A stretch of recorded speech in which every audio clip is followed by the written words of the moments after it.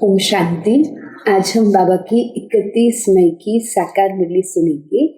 बाबा ने इस मुरली में कहा है कि मैं ह्यूमन गुलशन में आया हूँ। बाबा आकर ये पतित कांटों के जंगल को पावन स्वर्ग का बगीचा, फूलों का बगीचा बनाते हैं। बाबा इस समय हमें कांटों से फूल बना रहे हैं। बाबा कहते सबसे बड़ा कांटा है ये देह अभिमान। बच्चे सत्युग में संपूर्ण देही अभिमानी रहते हैं। बाबा कहते वहां आयु पूरी होने के बाद हमें ये साक्षात्कार हो जाता कि ये पुराना शरीर छोड़कर हम दूसरा लेंगे और आत्मा गर्भ महल में जाकर विराजमान होती है। बाबा कहते बच्चों को इस समय बाबा ऐसा देही अभिमानी बना रहे हैं। बाबा हमें योग बल से पावन बनाते हैं। बाबा कहते जब तुम्हारा सर्वशक्तिवान बाप से योग जुड़ जाता है तो तुम्हारे जन्म जन्मांतर के पाप कर्म दग्ध हो जाते हैं, हम पावन बन जाते हैं। बाबा कहते भक्ति मार्ग में तुमने जाकर देवी देवताओं की महिमा की और अपनी नीचाई बताई, अपने अवगुण बताए। परमात्मा को कहा रहम करो कि हम भी ऐसा ऊंच बने।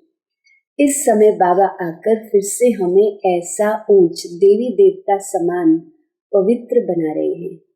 बाबा कहते बाबा एक ही महामंत्र देते हैं, मन मना भव का महामंत्र, जिससे तुम मनुष्य से देवता बन जाते हो।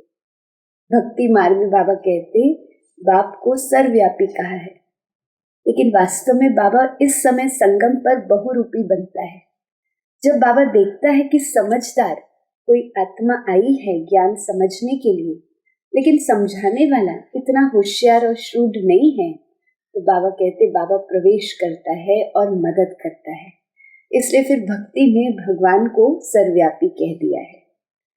तो बाबा कहते इस समय बाबा आकर ज्ञान के द्वारा भक्ति के भी रहस्य बताते हैं। भक्ति में जो मिसाल है, बाबा कहते सर्प का मिसाल दिखाया है, भ्रमरी का मिसाल है, ये सब इस समय के मिसाल है। कछुए का मिसाल, ये सब संगम का यादगार है।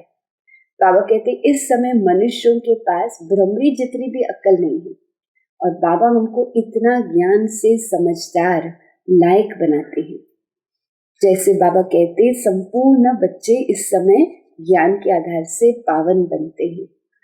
बाबा हमको श्रीमत पर खिदमत करना सिखलाते हैं।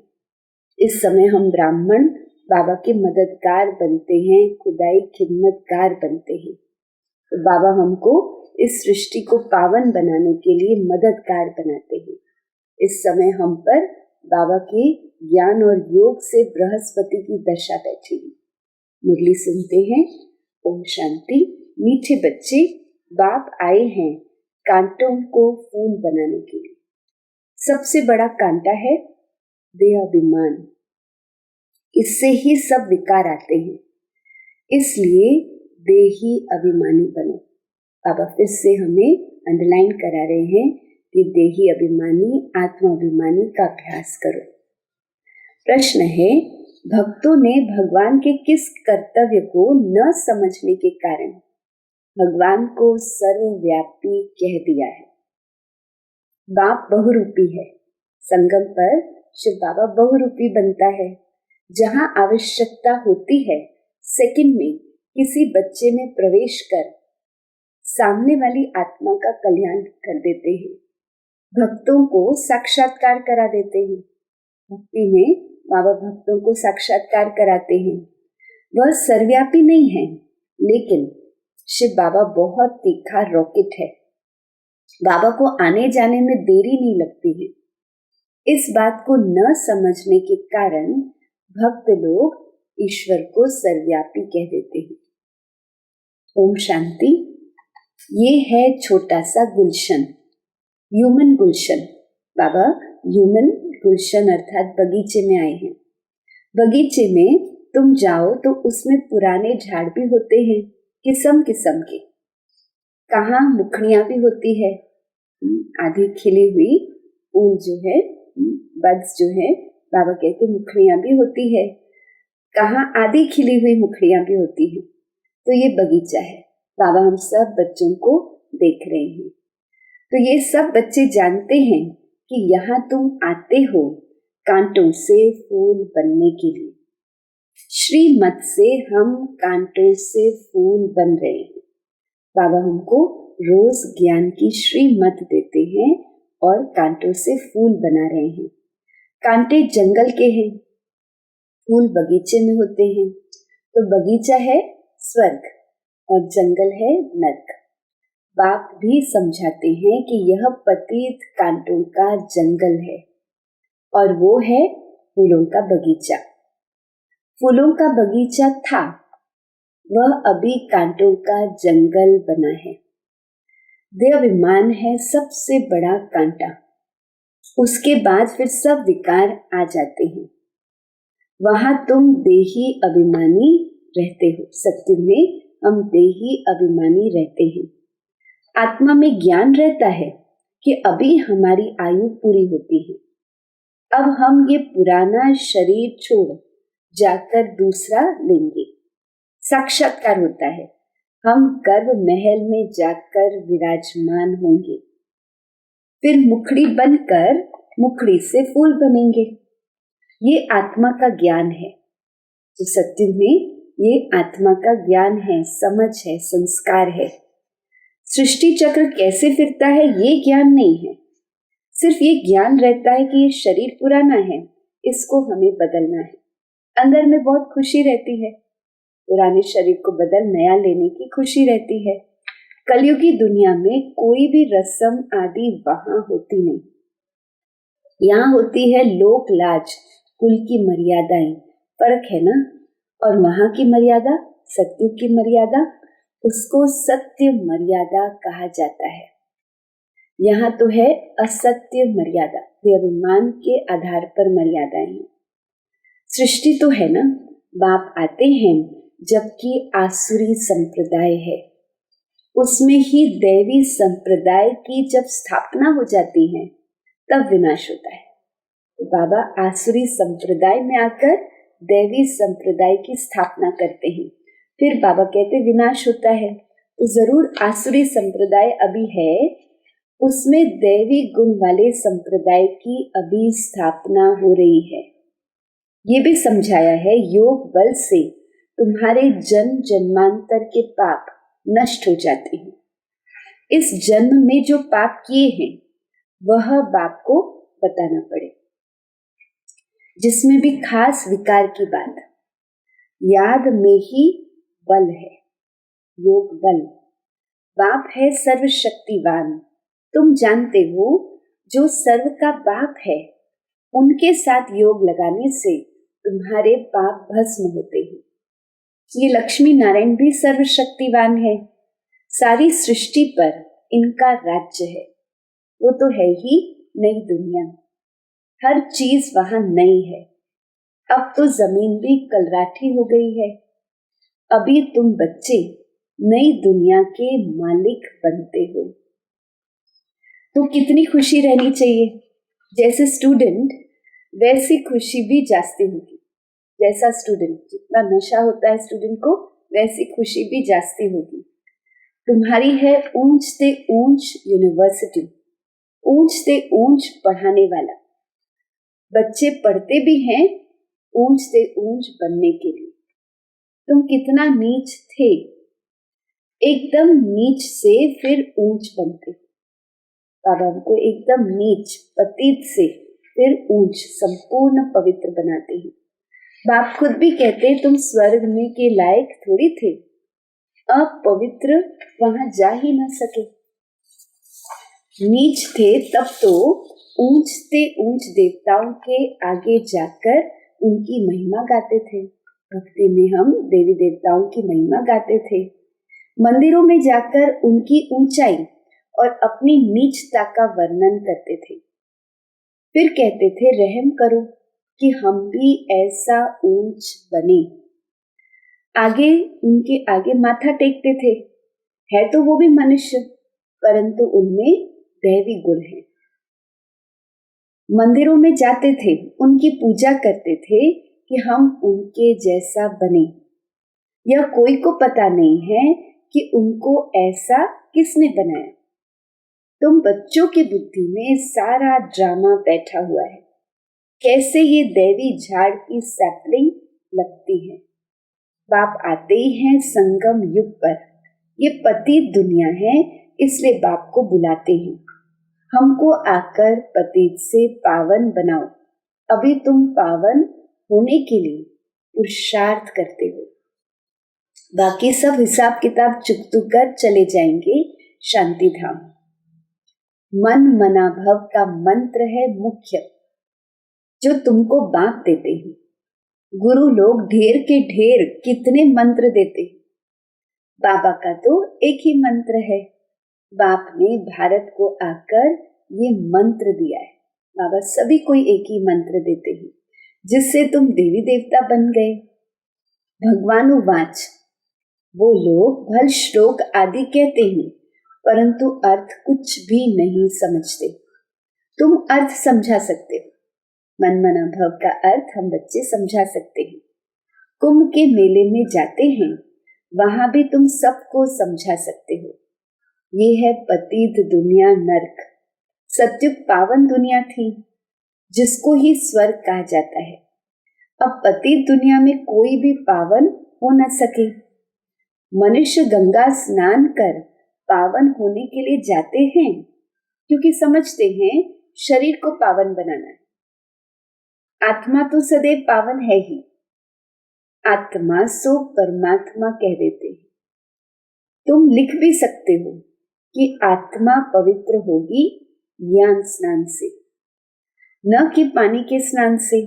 पानी का स्नान तो तुम रोज करते हो, जो भी नदियां हैं उनमें रोज स्नान करते रहते हैं, पानी तो वही पीते हैं। अब पानी से सब कुछ किया जाता है। बातें कितनी सहज है, परंतु किसके बुद्धि में आता ही नहीं है। पानी का स्नान तो रोज करते हैं, फिर भी आत्मा तो पावन बनती नहीं है। बाबा ने कहा ज्ञान स्नान से ही आत्मा पावन बनती है, ज्ञान से ही सदगति होती है सेकंड में।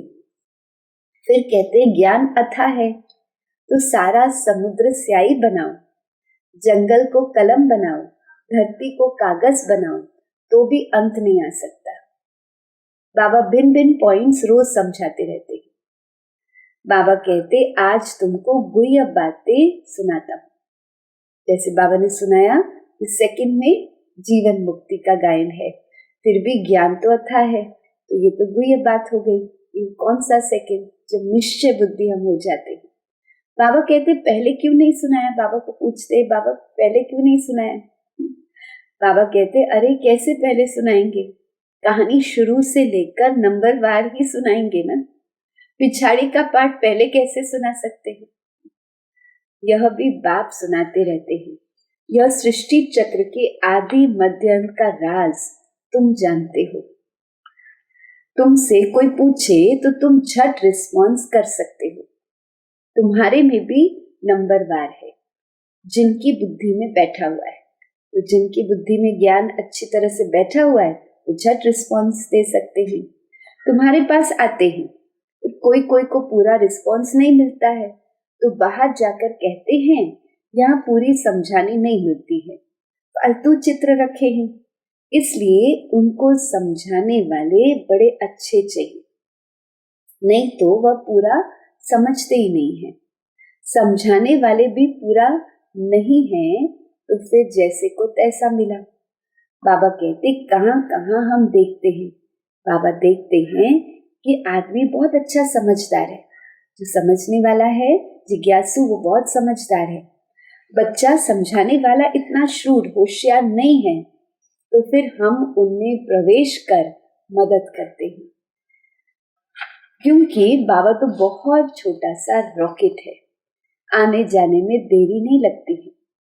उन्होंने फिर बहुरूपी को सर्वव्यापी की बात उठा ली। बाबा है बहुरूपी, प्रवेश कर उस समय बाबा मदद करते हैं, और भक्ति में फिर बहुरूपी को सर्वव्यापी की बात उसको उठा ली है। यह तो बाप तुम बच्चों को बैठकर समझाते हैं।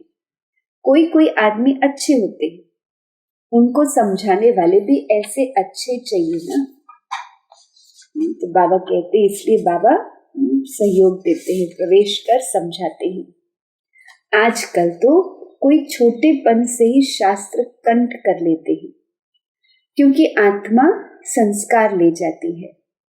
कहाँ भी जन्म लेकर फिर वहां वेद शास्त्र आदि पढ़ने लग पड़ेंगे। अंत मति सो गति होती है ना। आत्मा संस्कार लेकर जाती है। अभी तुम बच्चे समझते हो, आखिर वह दिन आया आज जो स्वर्ग के द्वार सच सच खुलते हैं। नई दुनिया की स्थापना, पुरानी दुनिया का विनाश होना है। मनुष्यों को तो ये पता ही नहीं कि स्वर्ग नई दुनिया में होता है। भक्ति में तो समझते नर्क और स्वर्ग यहाँ ही होता है। तुम बच्चे ही जानते हो, हम सच्ची सच्ची सत्यनारायण की कथा व अमरनाथ की कथा सुन रहे हैं। है एक ही कथा, सुनाई भी एक ने है, फिर उसके शास्त्र बनाए हैं। दृष्टांत सब तुम्हारे हैं, जो फिर भक्ति मार्ग में उठा लिए। बाबा कहते सारे दृष्टांत संगम युग के हैं। फिर उसके बाबा कहते संगम पर ही बाप आकर ये सब बातें समझाते हैं, दृष्टांत का रहस्य समझाते हैं। ये बड़ा भारी बेहद का खेल है। उसमें पहले है सत्युग त्रेता राम राज्य, फिर होता है द्वापर कलयुग, वो है रावण राज्य। यह ड्रामा बना हुआ है, इनको ही अनादि अविनाशी ड्रामा कहा जाता है। हम सब आत्माएं हैं, यह ज्ञान कोई को है ही नहीं जो तुमको बाप ने आकर ज्ञान दिया है। जो भी आत्माएं हैं उनका पाठ ड्रामा में नूंधा हुआ है। जो जिस समय जिसका पाठ होगा, बाबा कहते उसी समय आएंगे, वृद्धि को पाते रहेंगे। बच्चों के लिए मुख्य बात है इस समय पतित से पावन बनना है। बुलाते ही हैं, हे पतित पावन आओ, बच्चे ही बुलाते हैं। बाप भी कहते हैं हमारे बच्चे काम चिता पर बैठ भस्म हो गए। यह है यथार्थ बातें। आत्मा जो अकाल है उसका ये तख्त है, लोन लिया हुआ है। ब्रह्मा के लिए भी तुमसे पूछते हैं कि ये कौन है। बोलो देखो लिखा हुआ है, भगवान उवाच, मैं साधारण तन में आता हूँ। तो ये सजा हुआ श्री कृष्ण ही फिर 84 जन्म लेने के बाद अंत में साधारण बनता है। फिर साधारण ही ये श्री कृष्ण बनता है। नीचे तपस्या कर रहा है, कल्प वृक्ष में नीचे तपस्या कर रहे हैं ब्रह्मा बाबा। जानते हैं कि हम ये बनने वाले। ब्रह्मा बाबा को नशा है कि हम तो श्री कृष्ण बनने वाले हैं। त्रिमूर्ति तो बहुतों ने देखा है, परंतु इसका अर्थ भी चाहिए। स्थापना जो करते हैं, पालना फिर वही करें।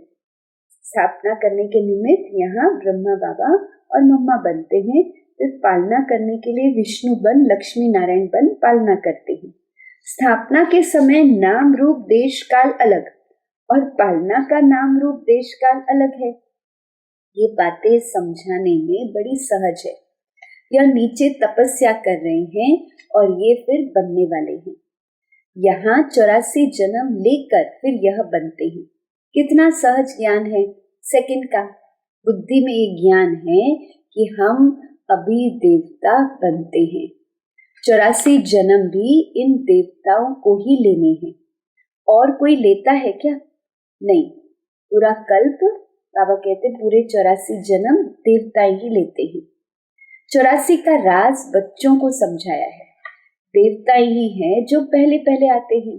फर्स्ट जन्म में खिलौना होता है ना मछलियों का, मछली ऐसे नीचे आती है। खिलौना है जो बाबा दिखाते हैं, तो मछली ऐसे नीचे आती है फिर ऊपर चढ़ती है। यह भी जैसे सीढ़ी है।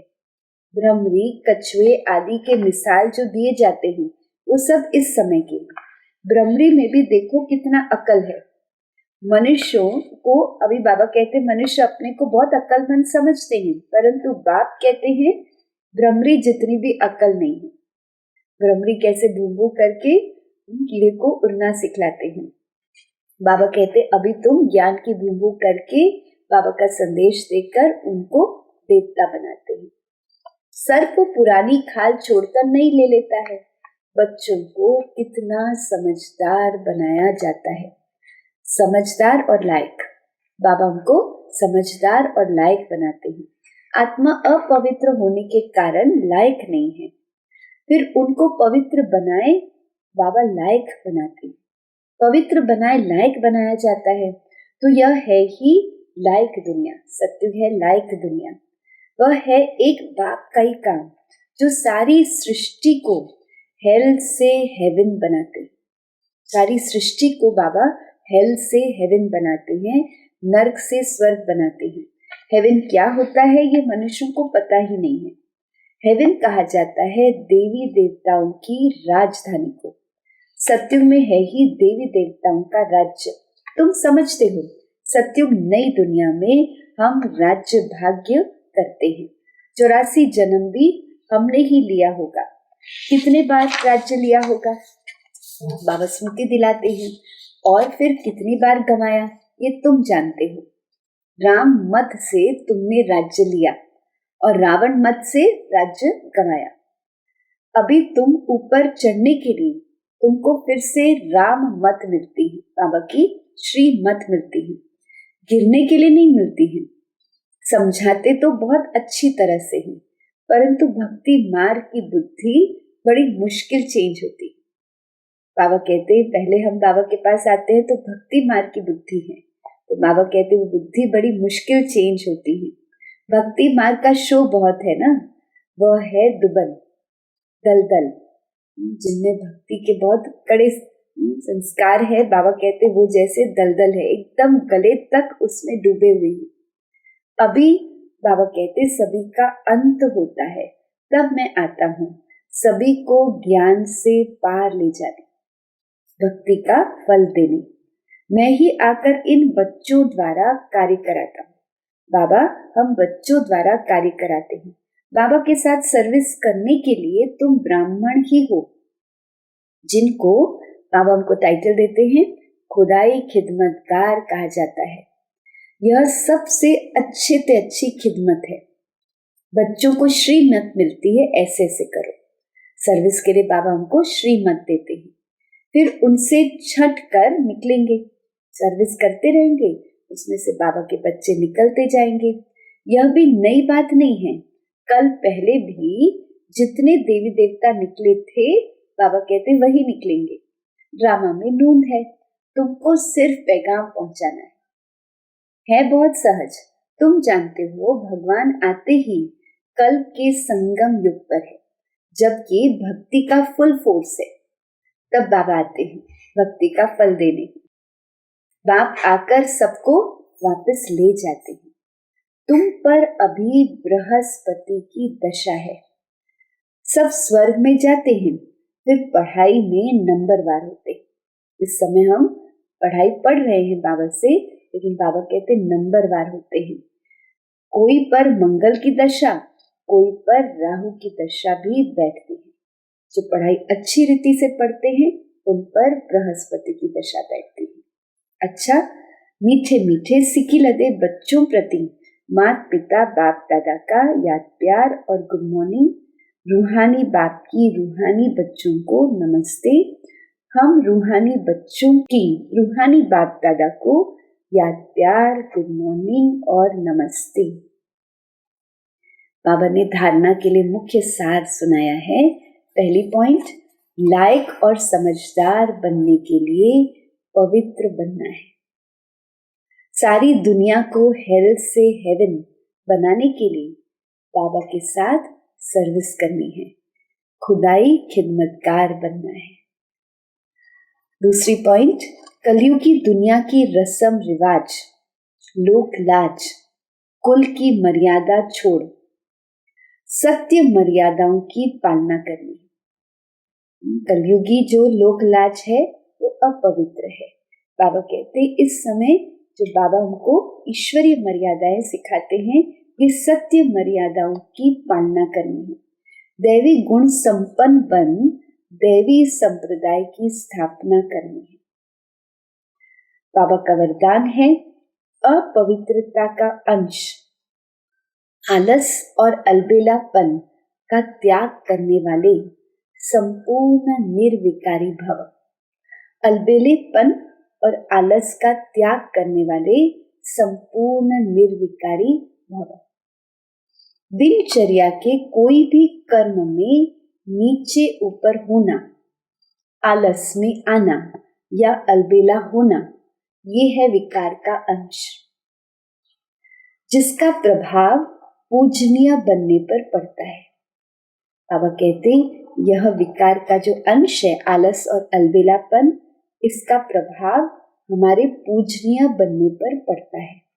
यदि आप अलबेले होते हैं, अमृत वेले स्वयं को जागृत स्थिति में अनुभव नहीं करते हैं, मजबूरी से व सुस्ती से बैठते हैं। बाबा के पास टीवी है तो बाबा अमृत वेले हमें देखता है, तो बाबा कहता अगर मजबूरी से व सुस्ती से बैठते हो तो पुजारी भी फिर मजबूरी और सुस्ती से ही पूजा करेंगे। तो आलस और अलबेलेपन का त्याग कर संपूर्ण निर्विकारी बनो। बाबा कहते आलस और अलबेलेपन का भी त्याग करो, तब संपूर्ण निर्विकारी बन सकेंगे। स्लोगन है सेवा भल करो लेकिन व्यर्थ खर्च नहीं करो। ओम शांति।